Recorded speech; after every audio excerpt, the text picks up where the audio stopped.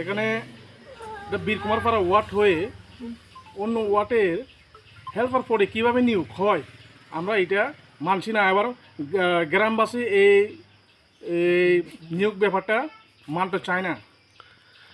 এটা আমরা গ্রাম থেকে এই হেল্পার পদটা আমাদের এই গ্রাম থেকেই লাগবে, আমাদের একটাই ডিমান্ড, না হলে আমরা তালা খুলে দিব না। এটা ছিল নতুন বাজারের বাসিন্দার ছিল। এটা তাই হেল্পার পদে নিয়োগ হয়েছিল। হ্যাঁ, আমাদের একটাই দাবি, আমাদের পাড়া থেকে নিয়োগ করতে হবে, নাহলে আমাদের গ্রামবাসী এটা মানতে চায় না। এখানে 21 জনের মতন ছাত্র আছে।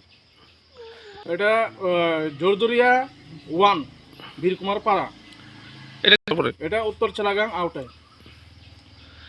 আমাদের মূল দাবি, আমাদের বীরকুমারপাড়ায় হেল্পার পদে নিয়োগ দিতেই হবে আমাদের।